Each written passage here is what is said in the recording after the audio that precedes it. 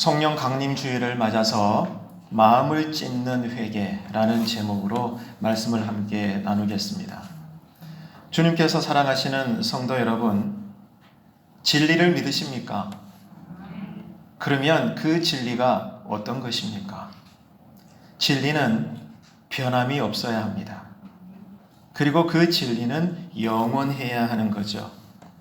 그렇다면 이 세상에서 변하지도 않고 영원한 것은 무엇일까요? 오직 삼위일체 하나님뿐입니다.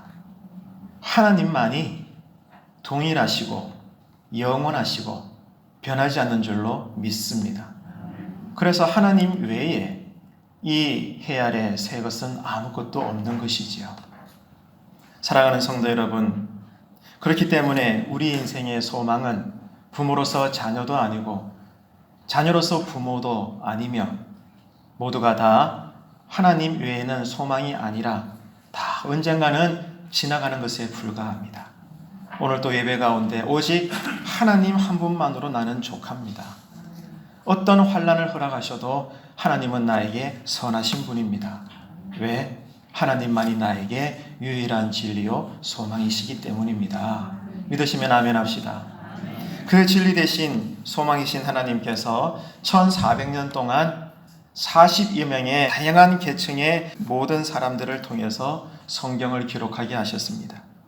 하나님께서 우리에게 주신 이 성경책은 무엇보다도 삼위일체 하나님이 어떤 분이시고 또 어떤 일을 행하셨는가 여기에 대해서 기록을 하고 있죠. 그 가운데서 성령님은 누구십니까? 오늘 성령 강림 주일을 맞이해서 특별히 우리가 이 포커스에 맞추는 것이 성령님인데 이 성령님은 호흡이십니다. 호흡을 못하면 우리가 살 수가 없죠. 성령님은 기독교 신앙을 살아있게 하시는 호흡인 것입니다. 그렇기 때문에 이 기독교 신앙의 호흡으로서의 성령님, 기독교 신앙을 살아있게 하시고 건강하게 유지하시는 이 기독교 신앙의 핵심과 기본이 되며 본질이 되는 것은 뭘까요? 바로 예배입니다. 왜 그렇습니까? 하나님은 예배를 통해 우리를 만나주시기 때문이죠. 그렇기 때문에 신자는 예배 드리는 것에 성공해야 됩니다. 우리가 당연히 이 땅에서 먹고 살아야 하기 때문에 돈도 벌어야 되고 자식도 훌륭하게 키워야 되고 이런저런 일상의 삶들을 반드시 살아내야 되지만 그러나 그것보다 더 중요하고 중요한 것은 예배 드리는 것에 성공하는 인생이 되시기를 축복합니다. 예배 드리는 것에 성공을 한다. 그것은 우리가 예배를 드릴 때 하나님께서 우리 예배를 받으시는 거예요. 오늘 또 이 예배 드릴 때 우리의 드리는 예배가 하나님께 기쁨이 되고 하나님께서 받으시는 예배가 되시기를 축복합니다. 그렇게 되어야 이번 한 주간에도 우리가 신자다운 삶을 살 수가 있어요. 또 세상이 알지 못하는 신자로서의 능력, 즉 하나님께서 신자에게 부어주시는 거룩한 힘을 가지고 살 수가 있는 것입니다. 그러면 하나님은 어떤 예배를 받으실까요? 오늘 여러분 개인적으로도 예배 드리고 우리가 공동체 이름으로 예배를 드리는데 오늘 성령 강림 주일을 맞이해서 이 시간 주일 오전에 드리는 이 예배를 하나님께서 받으시는 줄로 믿으십니까? 네, 그러실 줄로 압니다. 자, 그럴지라도 하나님은 어떤 예배를 받으시는 걸까? 기준이 있다는 거예요. 예배를 잘 기획하고 그 예배를 준비하면 하나님께서 예배를 받으실까요? 그리고 예배를 드릴 때 힘과 뜻과 정성을 다해서 정말 온갖 열정을 다해서 예배 드리면 하나님께서 그 예배를 받으시는 걸까요? 그렇지가 않습니다. 받으시기도 하겠지만 안 받으실 수도 있다는 거예요. 우리가 보기에 지금 드리는 예배가 뜨겁고 또 모든 예배 순서 진행이 매끄러우면 우리는 다 그렇게 여깁니다. 오늘 예배가 참 잘 드려졌다. 만족할 거예요. 그럴 수 있습니다. 그러나 성경을 읽어보게 되면 성경 어디에도 그렇게 가르친 바가 없다는 것입니다. 어떤 사람이 멀리 출장을 갔습니다. 주일이 되었죠. 그래서 머무는 근처에서 예배를 드렸거든요. 그런데 이 낯선 교회에서 예배 드리는 한 시간이 너무 고통스러웠습니다. 왜냐하면 예배가 시끄러웠거든요. 그리고 순서마다 자꾸 맥이 끊기는 거예요. 산만한 예배였습니다. 여튼 예배가 끝났습니다. 숙소로 돌아와서 좀 전에 드린 예배를 가만히 생각하니까 기분이 좀 불쾌했습니다. 그럴 수 있죠. 그런데 하나님께서 그의 마음에서 이렇게 말씀하시는 거예요. 나는 오늘 그 교회가 드린 예배가 참 좋았는데 너는 왜 오늘 그 교회 예배가 그렇게 마음에 들지 않든? 성령님께서 마음을 통해 그런 음성을 들려주시는 거예요. 그래서 그 사람은 바로 바닥에 무릎을 꿇고 자신의 교만을 깊이 회개했습니다. 그리고 다음부터는 어떤 상황에서 예배를 드려도 조용한 예배든 시끄러운 예배든 혼자 예배 드리든 수백 명이 모여 예배 드리든 큰 교회든 작은 교회든지 간에 어떤 상황에서 드리는 예배라도 오직 하나님께만 집중하면서 하나님께서 받으시는 예배를 드릴 수가 있었습니다. 하나님께서 받으시는 예배, 그러므로 하나님이 우리에게 가르쳐 주신 예배는 어떤 것인가? 하나밖에 없어요. 성경을 읽어보게 되면 뭘까요? 영과 진리로 드리는 예배. 영과 진리로 드리는 예배, 오직 믿음으로 영과 진리로 드리는 예배를 하나님께서 받으시는 줄로 믿습니다. 나머지는 조건이 되지가 않아요. 기준이 되지 않는다는 거죠. 그러면은 궁금합니다. 예배를 예배되게 하는 진리, 영, 어떤 것일까? 오늘 또 지금 우리가 예배를 드리고 있죠. 그런데 어떻게 드려야 돼요? 따라합시다. 영과 진리로. 할렐루야. 모두가 우리가 영으로 예배드리고 진리로 예배드릴 때 이 시간 하나님께서는 우리의 예배를 받으시는 거예요.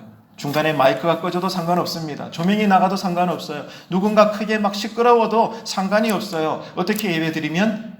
영과 진리로 예배드릴 때. 예수님이 누구시죠? 누가 묻는다면 여러분 어떻게 답변하실래요? 성경에 예수님께서 제자들에게 뭐라고 자신을 말씀하셨죠? 내가 길이요 진리요 생명이니라 말씀하셨습니다. 그 말이 무엇입니까?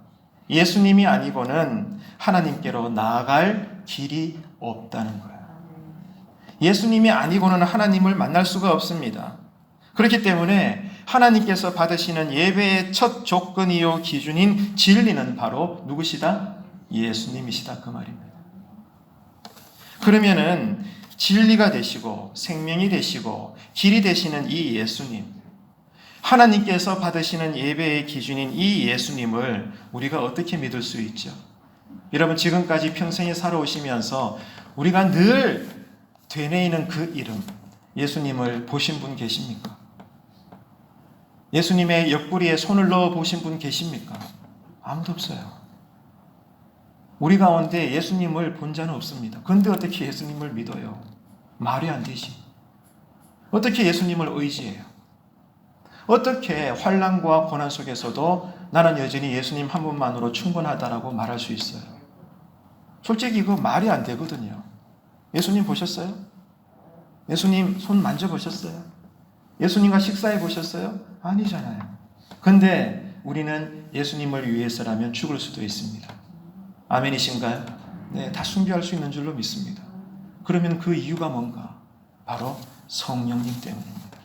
성령님이 본 바도 없고 만진 바도 없고 같이 식사한 바도 없지만 나를 위해 이 땅에 사람으로 오시사 나를 대신에 고난당하시고 내 죄 때문에 십자가에서 죽으심으로 온 인류의 구원의 문제를 해결하신 예수님을 믿게 하시고 의지하게 하시고 그분을 따라가게 하시고 그분을 닮아가게 하시는 분이 성령님인 줄로 믿으시기를 바랍니다.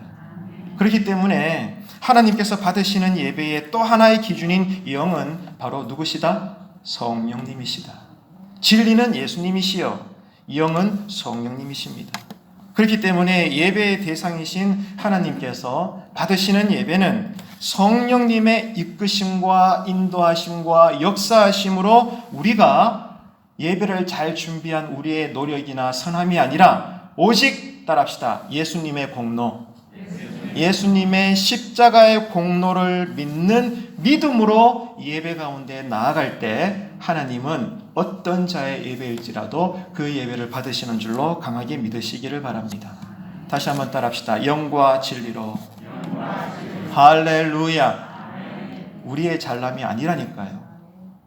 솔직히 오늘 예배도 우리가 세팅이 잘 됐죠. 준비가 잘 되어 있습니다. 우리가 볼 때는 참 만족스럽죠. 하지만 하나님의 예배를 받으시는 조건과는 상관이 없어요. 오직 성령님의 역사하심으로 나로 누구를 믿게 한다? 예수님을 믿게 하고, 그러므로 그 믿음으로 우리가 찬송 부르고 기도하고 말씀에 아멘할 때 우리의 예배를 지금 받으시는 거예요. 그러니까 성령님의 역사하심이 없이는 예수님과 연합될 수가 없습니다.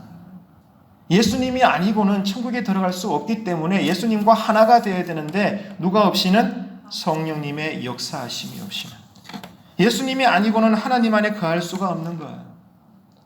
예수님의 12 제자들이 있었습니다. 모두가 평상시 때는 예수님을 잘 따랐죠.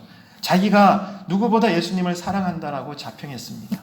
하지만 예수님이 십자가로 가까이 다가갈수록 마침내 십자가를 지실 때 어떻게 했나요? 모두가 배반자가 되었죠.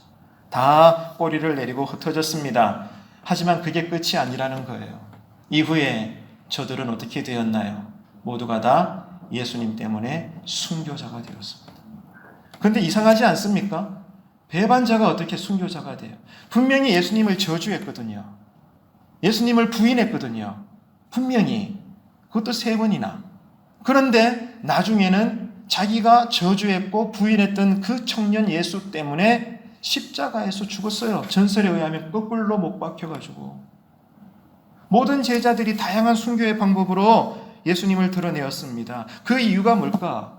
과연 어떤 사건이 있었길래 배반자가 예수님을 위해서 순교자의 삶을 살게 된 것일까? 성경을 추적했더니 뭐가 있었죠? 사도행전 2장에서 뭐가 있었어요? 성령님께서 강림하신 거예요. 성령 강림을 배반자 제자들이 체험하게 된 겁니다. 할렐루야. 인생이 바뀐 거죠. 하나님이 아니고는 우리의 삶은 변하지 않습니다. 이번 한 주간 성령 충만한 한 주가 되시기를 축복합니다. 오늘날도 마찬가지라는 거예요. 성령님이 임하셔야, 따라합시다. 성령님이 임하셔야 성도로서 성도답게 살 수가 있습니다. 성령님이 임하셔야 자녀로서 자녀답게, 제자로서 제자답게, 교회로서 교회다움을 실현할 수가 있는 거예요.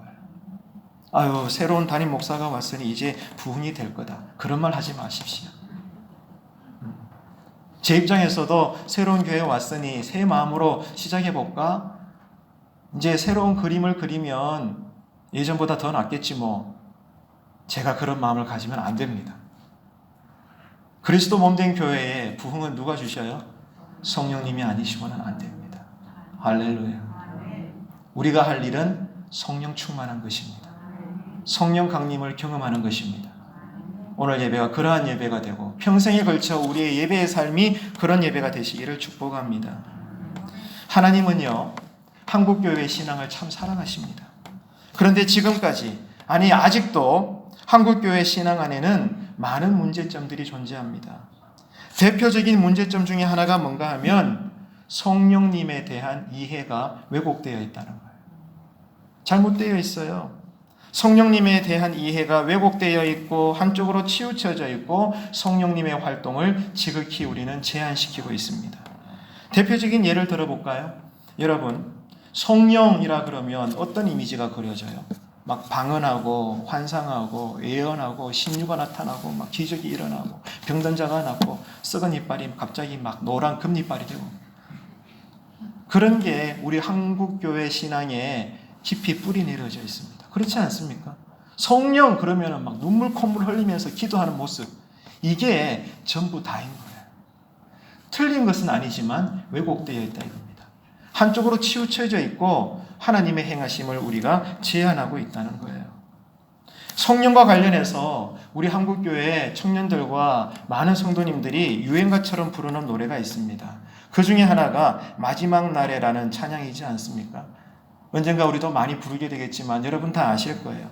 마지막 날에 내가 나의 영으로 모든 백성에게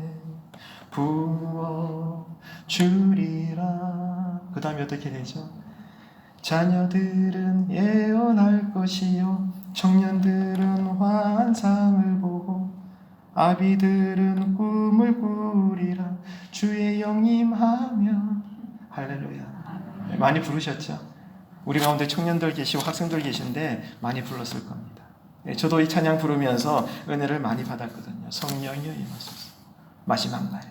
근데 여러분, 이 노래 가사는 어디에서 따온 것일까요? 궁금하지 않아요? 그냥 어떤 작사자가 그냥 자기 감동으로 지어낸 문구가 아닙니다. 이 마지막 날에라는 노래가 성령이여 임하소서를 간절히 원하는 이 찬양 고백이 어디에서 나온 것인가? 바로 우리가 읽은 구약 요엘서입니다. 이 요엘서에 나오는 내용이거든요.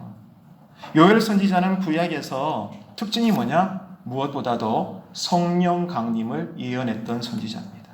그래서 이 요엘 성경이 중요한 이유는 성령 강림에 대해서 처음으로 예언한 책으로서 장차 성령이 임할 것이다. 성령 시대의 도래를 선포하고 있습니다. 구체적으로 신약의 오순절, 사도행전 2장 성령 강림의 이 사건을 계시한 책이기 때문에 오늘처럼 성령 강림 주일을 맞이해서 구약의 모두가 중요하긴 하지만 특별히 성령을 예언한 이 성령 강림을 예언한 요엘서는 너무나 중요한 것입니다. 그래서 여러분 다 찾아볼 수는 없지만은 요엘은 성령 강림을 이렇게 예언을 했습니다. 스크린 보시면서 함께 읽을까요? 요엘서 2장 28절로 32절 천천히 함께 읽습니다. 그 후에 내가 내 영을 만민에게 부어주리니 너희 자녀들이 장래일을 말할 것이며 너희 늙은이는 꿈을 꾸며 너희 젊은이는 이상을 볼 것이며 그때에 내가 또 내 영을 남종과 여종에게 부어줄 것이며 내가 이적을 하늘과 땅에 베풀리니 곧 피와 불과 연기 기둥이라. 여호와의 크고 두려운 날이 이르기 전에 해가 어두워지고 달이 핏빛같이 변하려니와 누구든지 여호와의 이름을 부르는 자는 구원을 얻으리니 이는 나 여호와의 말대로 시온산과 예루살렘에서 피할 자가 있을 것이며 남은 자 중에 나 여호와의 부름을 받을 자가 있을 것임이니라. 이게 이제 예언된 요엘서의 성경 말씀이에요. 그리고 이후에 이것을 인용한 것이 신약 성경에 어디냐? 사도행전에 나온다는 겁니다. 자, 이어서 또 보십시다. 사도행전 2장 16절로 21절 이어서 계속 천천히 읽습니다. 이는 곧 선지자 요엘을 통하여 말씀하신 것이니 일렀으되 하나님이 말씀하시기를 말세에 내가 내 영을 모든 육체에 부어주리니 너희의 자녀들은 예언할 것이요 너희의 젊은이들은 환상을 보고 너희의 늙은이들은 꿈을 꾸리라. 그때에 내가 내 영을 내 남종과 여종들에게 부어주리니 그들이 예언할 것이요 또 내가 위로 하늘에서는 기사를 아래로 땅에서는 징조를 베풀리니 곧 피와 불과 연기로다. 주의 크고 영화로운 날이 이르기 전에 해가 변하여 어두워지고 달이 변하여 피가 되리라. 누구든지 주의 이름을 부르는 자는 구원을 받으리라 하였느니라. 동일한 문구죠.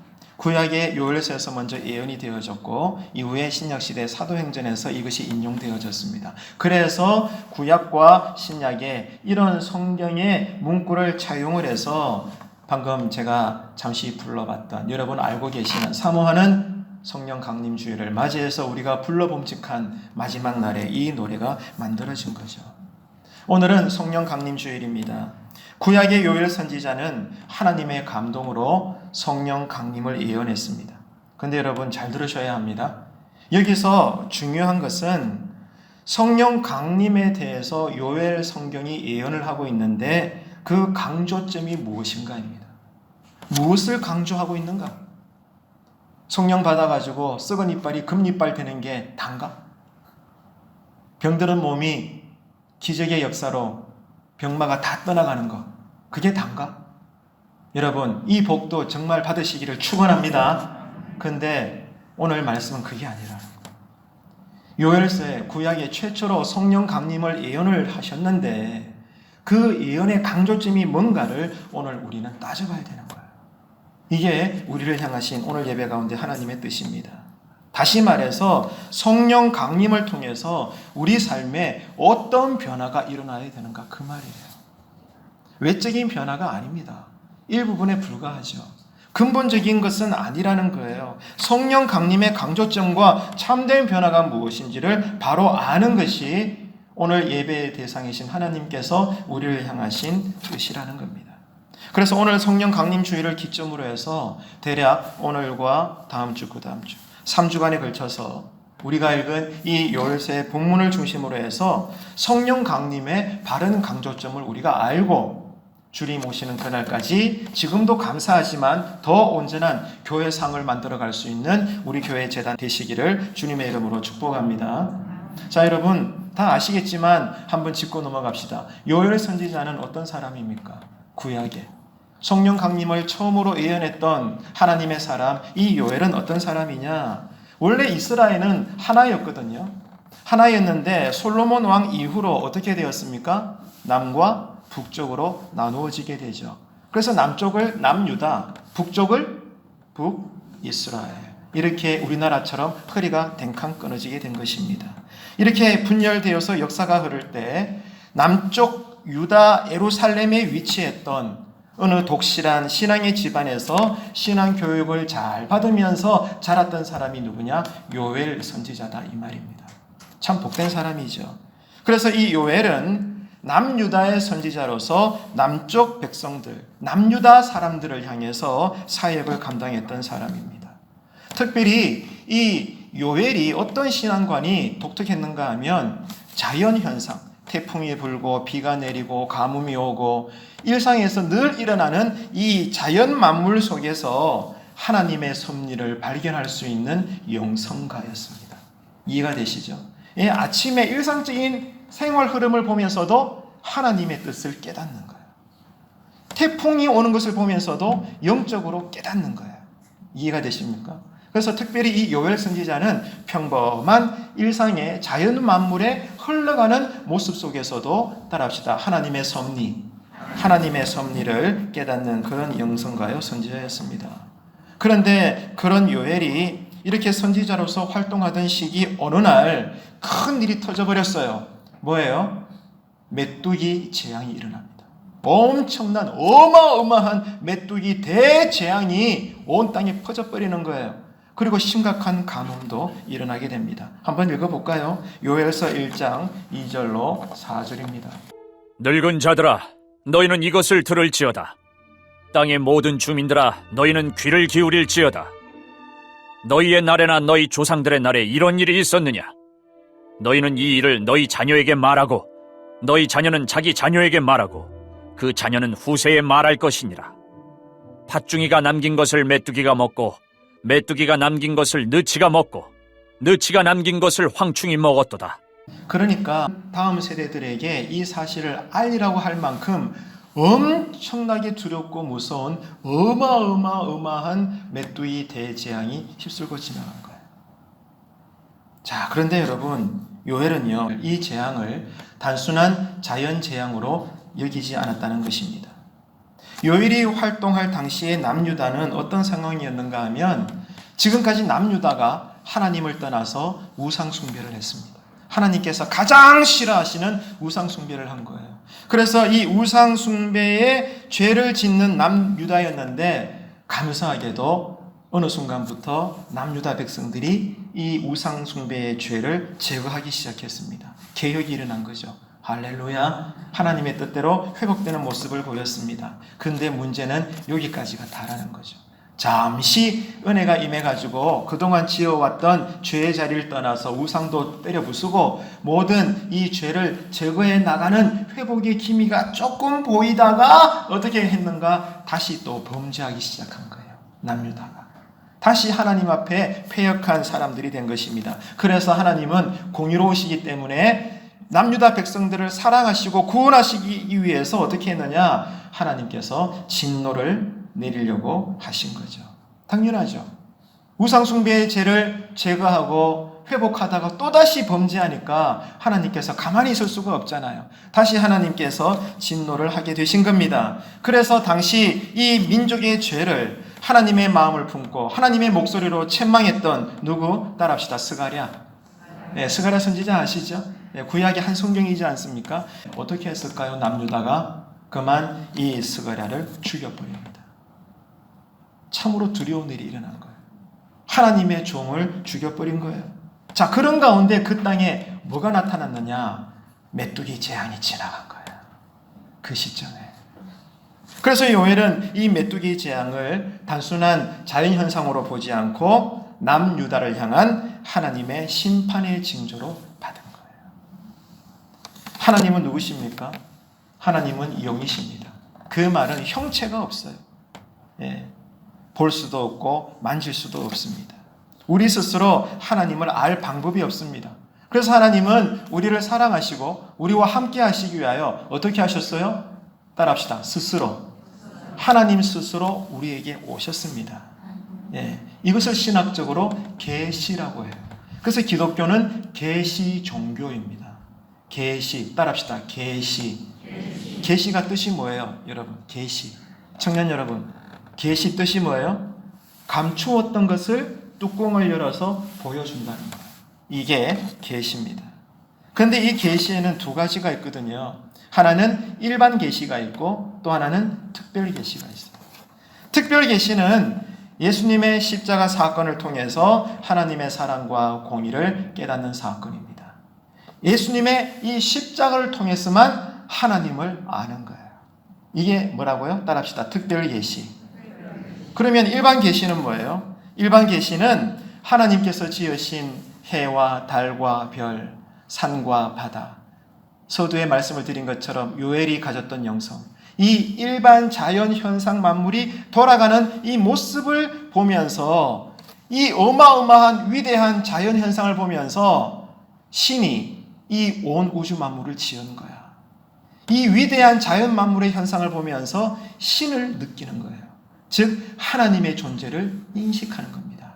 이게 일반 계시라고 이야기해요. 따라합시다. 일반 계시. 그래서 요엘은 특별히 여기에 대해서 아주 열려있는 영성을 가진 거예요. 여러분, 믿음의 눈이 열린 성령의 사람들은 어떤 사람들일까요? 예수 십자가 사건이라는 특별 계시뿐만이 아니라 일반 계시인 자연 만물의 현상을 통해서도 하나님의 뜻을 깨닫는다는 거예요. 우리 모두가 이러한 영성을 가지게 되기를 축복합니다. 꼭 예배당 안에서 예배 드리는 행위를 통해서만 하나님이 나를 질책하시는구나, 하나님이 나를 사랑하시는구나, 이게 아니라 평범한 가정살이를 통해서도, 직장살이를 통해서도, 사람과의 대화를 통해서도 언제나 일어서나 밥을 먹는 순간에도 하나님이 나를 사랑하시는구나. 아멘이십니까? 일반 계시를 통해서든 특별 계시를 통해서든 나를 향한 하나님의 뜻을 늘 충만하게 깨달아 가시는 성령의 사람들 되시기를 간절히 바랍니다. 여러분, 인생의 고난이 왜 오는 것일까요? 내가 게을러서 고난을 당할 수도 있죠.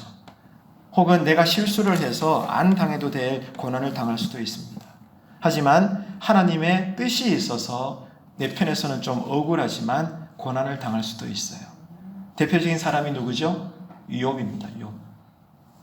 그래서 우리의 신앙이 깨어있고 늘 하나님과 연결되어 있는 성령 충만한 신앙이라면 때로는 일상의 일이 내 뜻대로 되지 않을 때 그 원인이 꼭 신앙적이지도 않고 영적이지 아니할지라도 성령의 사람들은 어떤 마음의 자세를 가져요? 내 삶에 공고함이 올 때 혹시 내가 하나님 관계에 문제가 있는 것은 아닐까? 나도 채 느끼지 못하는 내 안에 하나님께서 싫어하시는 죄를 내가 무언가 지고 있는 것은 아닐까? 생각해 본다는 거예요. 꼭 내가 실수를 했는 것도 아니고 게을러서 그런 것도 아니고 솔직히 내 편에서는 이 고난을 당할 이유가 없어요. 그런데 늘 하나님 안에 거하고 성령으로 민감한 성령의 사람들은 늘 인생의 공고함 속에 있을 때마다 어떤 생각을 가지느냐? 혹시 나에게 신앙적으로 문제가 있는 것은 아닐까? 자기를 성찰한다는 거예요. 자기를 돌아본다는 거죠. 여러분, 이 은혜가 성령 강림 주일을 맞이해서 우리에게 임하여지고 회복되기를 축복합니다. 영적인 민감성이 깊어지기를 간절히 바랍니다. 그래서 요엘은 이 메뚜기 재앙을 일반적인 지나가는 자연현상으로 보지 않고 여호와의 날로 명명을 하면서 하나님의 심판의 징조로 봤다는 거예요. 성령의 눈이 열리니까 믿지 않는 사람들이 볼 때는 엄청난 오랜 세월 만에 처음으로 이런 대재앙이 지나가는구나. 어쩌면 좋을까? 이게 다지만 성령의 사람들은 그런 현상을 보면서 하나님의 뜻을 분간한다 이거예요. 여러분 삶에 이 분별의 은혜가 있게 되기를 축복합니다. 자, 그래서 성경을 보십시다. 요엘서 1장 15절 우리 스크린 보면서 함께 읽습니다. 시작. 슬프다 그날이여 여호와의 날이 가까웠나니 곧 멸망같이 전능자에게로부터 이르리로다. 아멘. 요엘은 믿음의 눈이 열렸기 때문에 이 이스라엘 백성들이 이 스가랴 선지자를 죽이고 난 이후에 기다린 듯이 메뚜기의 재앙과 가뭄이 지나가는 것을 보고 그냥 우연한 것으로 이긴 것이 아니라 하나님의 심판이구나, 영적으로 바로 깨달을 수가 있었다는 거예요. 저는 이것을 원합니다. 우리 교회 모든 직분자와 일꾼들과 성도님들이 특별히 우리 교회 안에 이 모든 안팎의 사정들을 볼 때 이런 것을 깨닫고 늘 눈물로 기도하는 주의 종들 되기를 축복합니다. 이것이 하나님께서 원하시는 교회의 모습인 거죠. 하나님은 어떤 분이십니까? 여러분 잘 들으십시오. 하나님은요, 죄를 반드시 심판하시는 분이에요. 우리처럼 이거 분명히 잘못됐는데 알면서도 서로 간에 관계가 있다 보니까 좋은 게 좋은 거라고 서로 간에 그냥 눈 감고 지내는 분이 아니라는 거예요. 하나님은 정말로 우리를 사랑하시는 줄로 믿습니다. 아멘 하십시오. 어떻게까지 사랑하셨어요? 자기 아들을 주기까지 우리를 사랑하신 줄로 믿습니다. 그 말을 뒤집어 볼까요? 어떤 말인가? 하나님은요, 우리 때문에 죄를 모르시고 죄를 알지도 못하시지만 우리 때문에 죄를 짊어지신 당신의 아들 예수님을 비참하게 죽이시기까지 어떤 분이냐? 절대로 죄를 용납하지 않는다는 거예요. 이 공의의 하나님을 여러분 깊이 묵상하십시오. 언제나 우리는 어떤 쇠뇌를 받았어요? 친구 같은 하나님, 사랑의 하나님, 용서하시는 하나님, 부드러우신 하나님, 따뜻하신 성령님. 맞는 말이지만 이게 다라는 거죠. 아니라는 거예요. 이렇게 되시기까지 하나님은 어떻게 하셨어요? 자기 아들을 죽이시기까지. 단 먼지 한 툴이라도 하나님은 죄가 있다면 하나님은 못 견디시는 분이에요. 그 정도로 하나님은 거룩하십니다. 이 하나님을 오늘 여러분 깊이 묵상하시기를 바랍니다. 자, 이런 것을 볼 때 현재 우리의 신앙은 어떻습니까? 이런 하나님의 두려움, 공의로우신 하나님, 죄를 절대로 그냥 지나가지 않는 하나님에 대해서는 온데간데 없고 언제나 찬양 부를 때 저도 청년 시절은 그랬죠. 감정에 취해가지고 언제나 좋으신 하나님만, 언제나 그냥 무제한적으로 나를 받아주시기만 하는 그런 하나님만 우리는 늘 고백할 뿐이라는 거예요. 그러지 않아야 됩니다. 하나님이 우리에게 사랑의 존재로 다가오시기까지 어떤 사건이 있었어요? 당신의 아들을 죽이신 거예요. 그러므로 하나님의 사랑은 하나님의 공의로움 위에 세워져 있습니다. 그래서 사도 바울은 늘 고백했잖아요. 그 위대한 사도 바울이 그의 발톱의 때만 또 쫓아가지 못할, 우리 편에서는 위대한 믿음의 사람이지만 그 하나님의 종, 하나님의 사람 사도 바울도 날마다 뭐라고 고백했어요? 나는 날마다 두렵고 떨리노라. 우리 미래에 하나님의 심판이 있음을 믿으시기를 바랍니다. 남의 일이 아니라니까요, 여러분. 언젠가는 우리 모두가 나 홀로 하나님 심판대에 서서 내가 기억하지도 못하는, 내가 채 기억하지도 못하는 내 인생의 과거 족사가 다 드러나요. 하나님이 다 꼬집을 거예요. 그때 우리는 피할 길이 없습니다. 그때 여러분, 우리는 회개할 기회가 없습니다. 사랑하는 성도 여러분, 하나님의 사랑이 있기 전에 하나님의 공의가 먼저 있었다는 사실. 그렇기 때문에 여러분, 하나님이 우리를 용서하실 때 어떻게 용서를 하시느냐? 회개 없는 용서는 없다는 거예요. 따라합시다. 회개 없는 용서는 없다. 할렐루야. 그래서 예수님이 이 땅에 오셔서 공생의 첫 말씀이 뭐였어요? 뭐 하라? 회개하라. 뭐가 올 것이다? 천국이 가까이 올 것이다. 믿으시면 아멘. 회개가 우리를 살리는 줄로 믿습니다. 이스라엘 백성이 하나님께 또다시 범죄함으로 죽게 되었습니다. 하지만 죽으면 안 되잖아요. 하나밖에 없는 생명인데. 그죠? 남유다 백성들이 조금 회복하다가 또다시 범죄함으로 하나님의 종이 그것을 질책하니까 죽여버렸어요.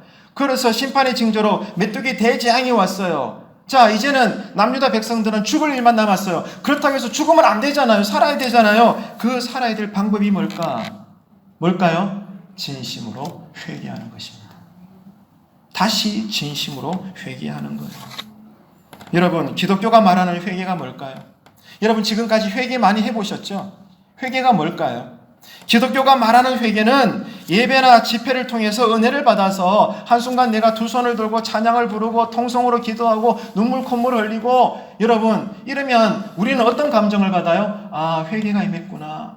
오늘 나로 회개해 주셔서 감사합니다. 여러분, 우리는 그렇게 이해를 합니다. 물론 틀린 것은 아니지만 정확한 표현은 아니에요. 그것은요, 반성하는 거예요. 엄밀히 이야기하자면 회개가 아닙니다. 성경이 가르쳐 주시는 회개. 왜? 회개가 임해야만 우리가 구원받거든요. 할렐루야. 크게 합시다. 할렐루야. 회개가 임해야 우리가 살아요. 믿으십니까? 그래서 예수님이 회개하라고 처음으로 외치신 거죠. 여러분, 기독교가 말하는 회개가 뭐예요? 잠시 예배 가운데 감정이 동해가지고 진심이긴 하지만 눈물 콧물 짜는 게 여러분 회개가 아닙니다.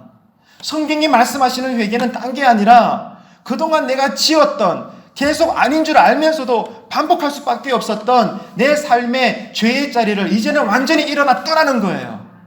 그 죄를 다시는 반복하지 않는 거예요. 이 죄를 미워하는 거예요. 할렐루야. 거기까지 갔을 때 하나님께서 보실 때 이렇게 말씀하시는 거죠. 아, 너 이제 진짜 회개했구나. 집회 드릴 때, 예배 드릴 때 아무리 감정적으로 진심이긴 하지만 눈물 홀리고 회개했는데 또다시 그 죄를 반복한다면 그 사람은 회개한 게 아니라니까요.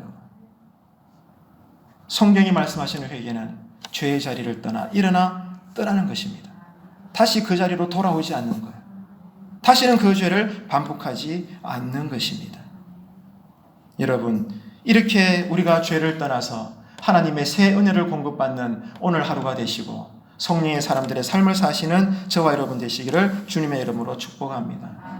요엘은 이런 하나님의 섭리와 원리를 따라서 이스라엘 백성들에게 이렇게 외칩니다.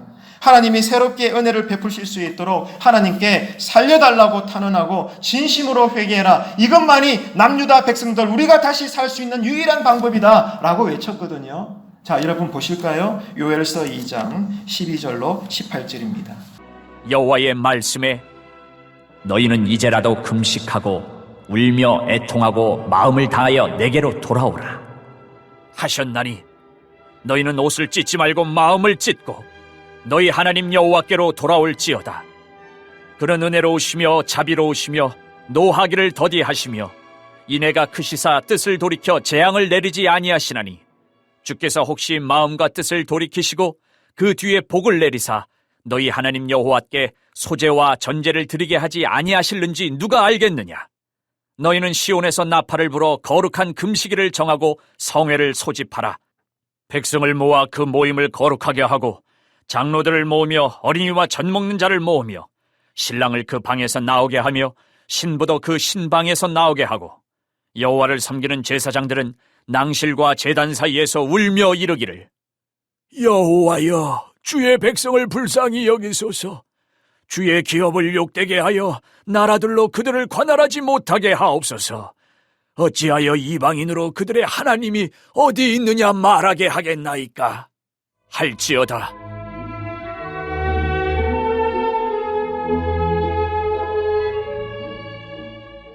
그때의 여호와께서 자기의 땅을 극진히 사랑하시어 그의 백성을 불쌍히 여기실 것이라. 이 회개의 은혜가 우리 제단에 임하게 되기를 축원합니다. 축원합니다. 축원합니다. 여러분, 자식은요, 간혹 부모가 부모답지 못할 때 그 부모를 용서하지 않는 불효를 보이기도 합니다. 자식이니까 그렇죠. 근데 부모는 어떻습니까? 부모가 볼 때 자식이 부모를 때리고 부모를 구박하고 그런 불효를 범해도 행여 남들이 볼까? 아들이 나를 때렸어. 눈티가 방티가 됐어. 근데 부모는 어떤 존재예요? 남들이 볼까봐. 남들이 보면 뭐라고 이야기해요? 저놈의 자식이 나를 때렸어. 이게 아니라 아이고 내가 길을 가는데 잘못 박아서 넘어져가지고 내가 뒤쳐박아가지고 눈이 이렇게 부었네. 이렇게 자식 때문에 변명하는 거예요. 이게 부모입니다. 여러분 그렇게 자식 키우셨죠? 왜 이 말씀을 드리느냐? 하나님이 누구십니까? 하나님은 창조자요, 전능자요, 죄를 심판하시는 분입니다. 근데 여러분 잘 들으셔야 돼요. 하나님은 우리의 아버지가 되십니다. 그래서 이스라엘 백성들이 또다시 우상 범죄에서 더 이상 용서받지 못하고 죽을 구더기 같은 존재인데 뭐 하면? 따라합시다. 회개하면 어떻게 하시겠다고요? 또다시 용서해 주시겠다는 거예요. 더 나아가 은혜까지 주시겠다는 거예요. 할렐루야. 왜? 하나님이 누구시니까? 구원자라고 말하기 전에, 창조자라고 말하기 전에 누구시니까? 내 아버지니까. 이것이 우리에게 큰 마음의 울림이 되시기를 축복합니다. 여러분, 이것만으로도 우리가 울면서 기도할 수 있지 않을까요? 이것만으로도 우리는 감사하다고 고백할 수 있지 않을까요? 이 성령 체험이 있게 되기를 축복합니다. 우리가 아무리 범죄했을지라도 우리가 진심으로 회개하면 하나님께서 이제는 더 미루지 못하고 계획하신 심판도 거두어 가시는 분입니다. 왜? 내 아빠니까, 내 부모니까 이 아버지 하나님을 체험하시기 바랍니다. 이것이 바로 성령 강림입니다. 이럴 때 우리 교회가 잘 되는 거예요. 프로그램 돌려봐야 소용없다니까요, 여러분. 깃발 흔들어봐야 부흥되는 게 아닙니다. 하나님을 경험해야 돼요. 성령 강림을 경험해야 돼요. 아버지 하나님 사랑을 체험하시기를 축복합니다. 그거면 된다니까요. 우리 교회가 이런 교회가 되시기를 바랍니다. 여러분, 그렇기 때문에 우리가 신앙생활을 한평생 오래 했을지라도 심각한 거는요, 이런 회개의 능력을 모르는 사람들이 많다 적다? 많더라는 겁니다. 저 같은 목사도요, 그런 사람 많아요. 회개에 대해서 설교는 하는데 정작 회개에 대한 경험은 없는 거예요. 장로님도 집사님도 권사님도 마찬가지입니다. 여러분 어떻습니까? 언제 진심 어린 회개가 터져봤습니까? 이 회개의 능력이 경험되기를 축복합니다. 회개를 만만하게 보지 마세요. 회개는요, 우리를 살리고 변화시키는 하나님의 새 창조의 능력인 줄로 믿으시기를 바랍니다. 그렇기 때문에 예수님이 회개하라, 천국이 가까이 왔느니라. 회개가 우리를 살리는 거예요. 여러분 가정과 삶과 우리 교회를 살리는 줄로 믿으시기를 바랍니다. 그래서 여러분, 아니나 다를까 하나님은 이스라엘 백성들이 진심으로 회개함으로 탄원하면 자유로우심으로 응답하겠다고 이렇게 약속하셨어요. 성경을 보십시다. 요엘서 2장 18절로 26절까지. 내용은 길지만 우리 사모하시는 마음으로 함께 읽도록 하겠습니다. 그때의 여호와께서 자기의 땅을 극진히 사랑하시어 그의 백성을 불쌍히 여기실 것이라. 여호와께서 그들에게 응답하여 이르시기를, 내가 너희에게 곡식과 새 포도주와 기름을 주리니 너희가 이로 말미암아 흡족하리라. 내가 다시는 너희가 나라들 가운데에서 욕을 당하지 않게 할 것이며, 내가 북쪽 군대를 너희에게서 멀리 떠나게 하여 메마르고 적막한 땅으로 쫓아내리니 그 앞에 부대는 동해로 그 뒤에 부대는 서해로 들어갈 것이라. 상한 냄새가 일어나고 악취가 오르리니 이는 큰 일을 행하였음이니라 하시리라.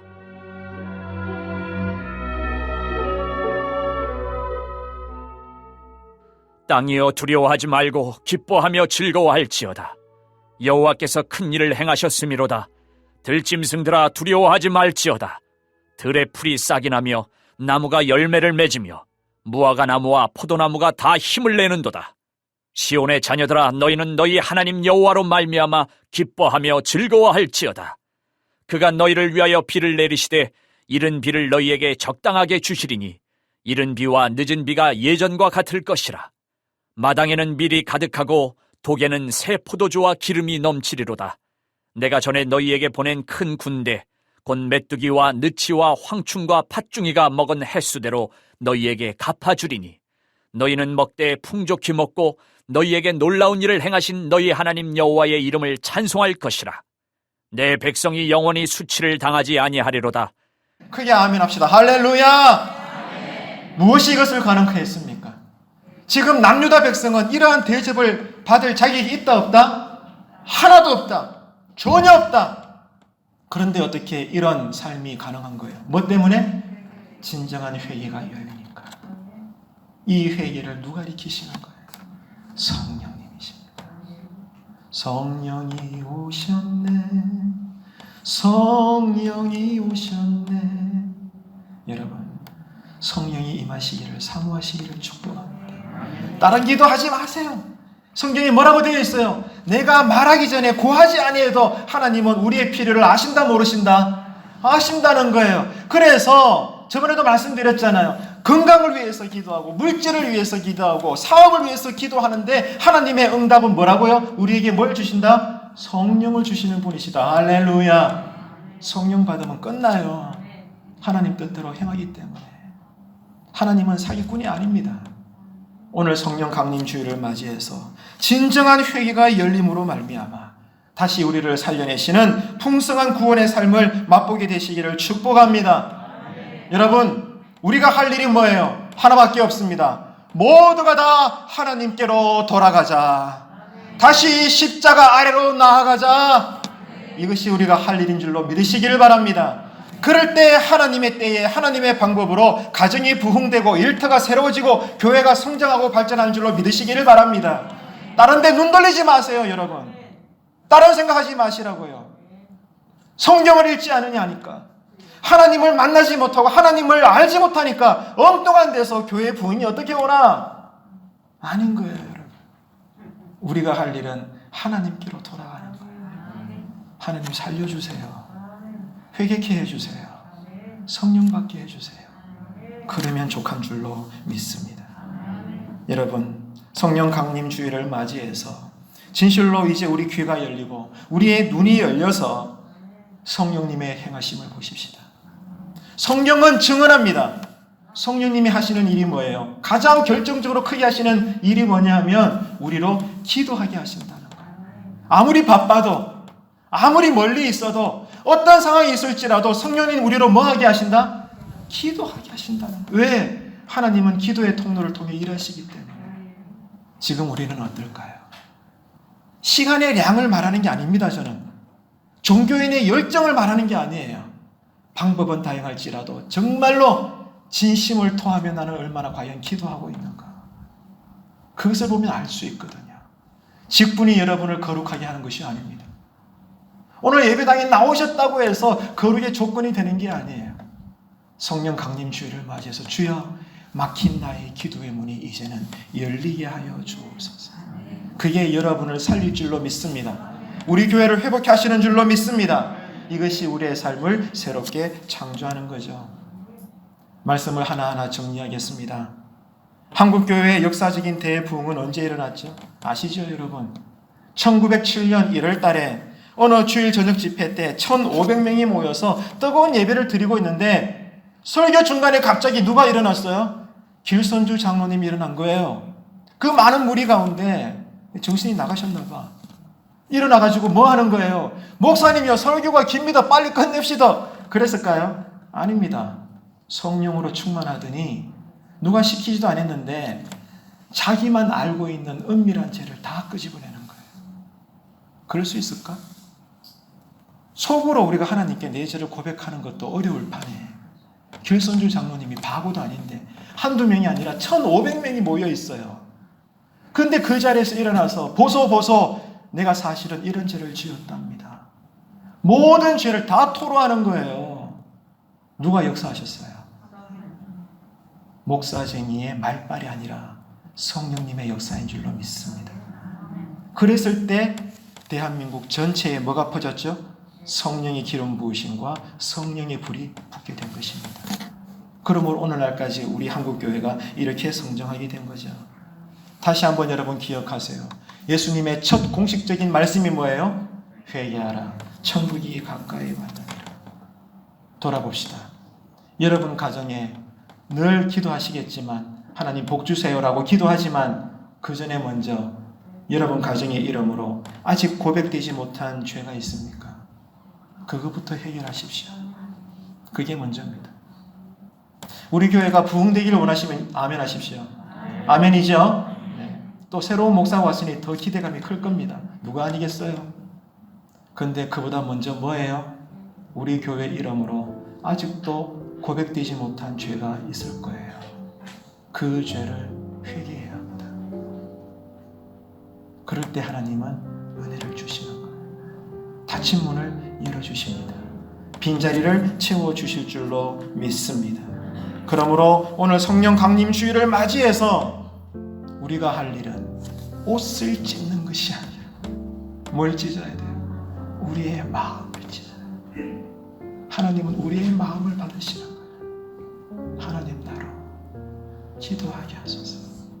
마음을 찢는 기도가 회복되게 하소서. 그러면 내가 살겠나이다. 이 은혜가 성령 강림 주일을 지나가는 오늘 저와 여러분에게 부어지게 되기를 주님의 이름으로 축원합니다. 기도하십시다. 허무한 시절 지날 때, 깊은 한숨 내쉴 때 그런 풍경 보시며 탄식하는 분이 있네. 그와 같이 너희를 버려두지 않으리.